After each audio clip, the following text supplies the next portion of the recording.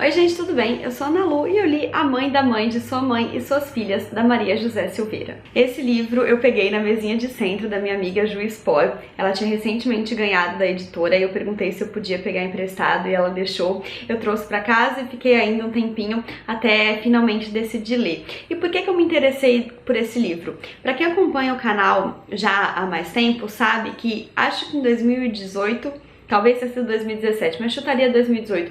Eu li um livro que eu amei muito, que se chama O Caminho de Casa. É de uma escritora que nasceu em Gana, a Yagyasi.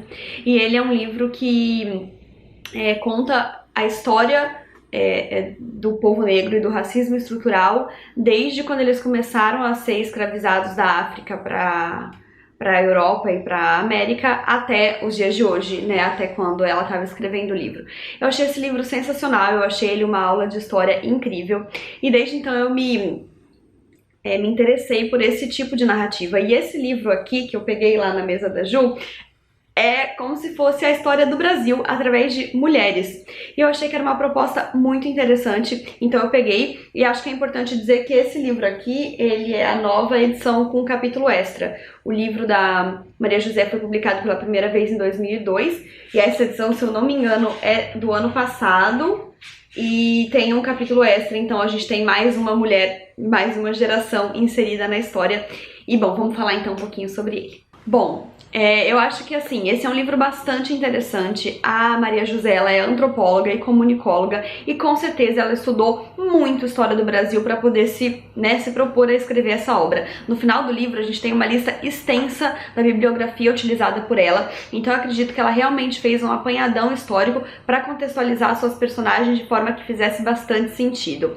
Eu acho que ele é um livro muito certinho, muito correto. Eu acho que ela pegou o que ela podia de cada momento histórico que ela quis retratar e colocou nas suas personagens. Dito isso, ele é um livro que se pretende a retratar um pouco mais de 500 anos e ele tem 300 e pouquíssimas páginas. Então assim, não dá pra gente pegar esse livro esperando um grande dossiê. Quando eu tava lendo, eu queria que ele tivesse o tamanho de um defeito de cor e que realmente desse uma grande aula de história do Brasil pra gente através das representações femininas. Queria, mas não é isso que ele entrega. Eu até brinquei que aqui na capa diz que o livro fez muito sucesso nos Estados Unidos. E a gente sabe que o leitor americano, ele é um pouco mais raso, né? A gente aqui no Brasil, a gente gosta de livros mais longos, a gente gosta de mais história, enquanto o leitor americano quer algo bastante mastigado e com tudo bem explicadinho se der. Então eu entendo muito porque que esse livro foi um frisson nos Estados Unidos. De qualquer maneira, não acho que ele não foi um frisson aqui por causa dele ser como ele é, e sim porque ele acabou sendo ignorado, né, pelos leitores, pelas editoras, enfim, porque a gente, né, agora acho que mudou um pouco, mas em 2002, quando ele foi publicado pela primeira vez, a gente ainda sofria mais a síndrome do vira-lata e de rejeitar tudo que era nacional. Eu tenho certeza que a Maria José deve ser uma pessoa incrível, super sábia, eu gostaria de bater papos com ela e eu quero ler outras obras dela. Mas o que eu acho aqui é que ele é um livro bastante interessante, mas que pra mim a proposta é melhor do que a execução. Por quê? Porque eu queria que fosse mais longo, mas eu acho que falar que eu gostaria que o livro fosse mais longo não deixa de ser um elogio, né? Que mostra que eu gostei bastante da história e que eu gostaria que ela fosse mais aprofundada. E bem, o que a gente tem aqui? A gente tem de fato um panorama do Brasil de 1500 até 2000 e quase agora, onde a gente tá, através de gerações de mulheres. Então a autora apresenta a história falando que ela não acha que os homens são menos importantes, mas que as pessoas querem ouvir agora a história das mulheres. E ela vai começar lá com a Índia Inayá, que nasceu no dia em que os descobridores portugueses chegaram no Brasil. E a gente vai então da Inayá tecendo novelo até a gente chegar na Amanda, que nasceu em 2001 e é a última ponta dessa história. Eu gosto da forma com que a autora costura fatos da história brasileira através das suas personagens. Algumas estão mais envolvidas com a história que está acontecendo no momento, algumas estão mais de escanteio. E ela vai passando por tudo, pela invasão dos portugueses, pela época dos engenhos, pela invasão dos holandeses em Recife, pelas tretas entre os portugueses e os holandeses, e ela vai então nos entregando essas personagens. De vez em quando a gente lembra das gerações passadas, tem uma marca que ela coloca que aparece assim de 3 em 3 gerações mais ou menos, que é uma marquinha na nuca em forma de um triângulo virado pro lado, que a Inaya tinha e que vai reaparecendo ao longo de algumas personagens pra gente lembrar que é verdade, a gente tá falando de uma linha, a gente tá falando de uma família. Às vezes a gente esquece, né, que a geração que a gente tá se originou um dia lá na Inaya. Então a gente vai começar com uma índia que vai ter um filho com um português, uma filha, né, gerando aí a primeira miscigenação que a gente vai ter aqui no livro, e a partir de então muita coisa vai acontecer, né? Vai ter envolvimento com negros, com outros europeus, com holandeses, portugueses, franceses, e isso vai se miscigenando cada vez mais, né? O que não deixa também de ser um retrato do povo brasileiro, dos povos miscigenados que foram surgindo.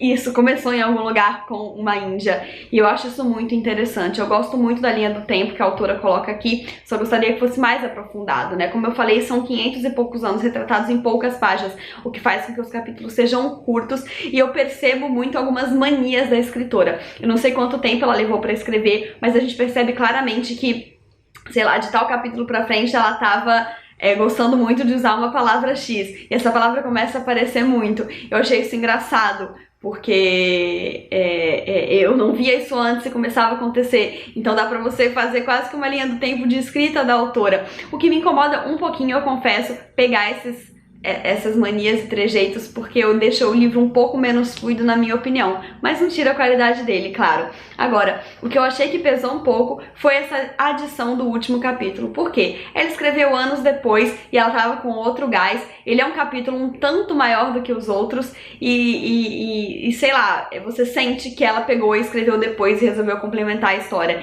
Então ele acaba pesando um pouco a mão, eu acho, dá muita voz para esse capítulo e não tanto para os outros, e tenta fazer uma leitura da nossa sociedade no que a gente está vivendo agora, o que perde um pouco do quesito histórico que a gente tem, porque a gente não está revivendo um passado, ela está falando desse momento e ela acaba falando um pouco mais do que ela fala nos outros. Então eu acho que esse capítulo acabou ficando um pouco over, mas foi um capítulo que foi adicionado depois, né? E eu achei interessante essa ideia. Já pensou se a cada 10 anos, né, 20 anos, ela escrevesse um novo capítulo e assim a gente teria um livro eterno, né? Eu achei isso engraçado. Mas enfim, são personagens femininas com características diferentes, algumas mais fortes, algumas mais marcantes, algumas mulheres boas, algumas mulheres más, por assim dizer, personalidades muito distintas. Eu acho interessante reparar isso à medida que a gente vai evoluindo na leitura.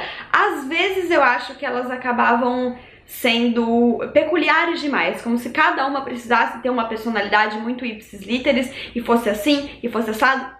Eu acho que acaba perdendo um pouco a fluidez quando a gente pensa que todas essas personagens são bastante marcantes, porque às vezes você, sei lá, né, você tem uma filha que é só uma menina comum, e eu acho que por querer contar a história do Brasil através de certas personagens, acaba que a gente não tem nenhuma menina comum aqui. Todas têm alguma característica muito importante que vai, né, fomentar toda a sua vida. Então ou ela é muito boa, ou ela é muito enérgica, e não sei, eu acho que personagem atrás de personagem, todas com características muito fortes, acaba tirando um pouco do realismo. Mas entendo também a escolha da autora em trazer isso, né? Ela não queria que nenhuma história fosse desinteressante. E é isso, gente. É um livro que eu recomendo caso você goste desse tipo de história e queira ter um apanhadão da história do Brasil aí através de personagens femininas.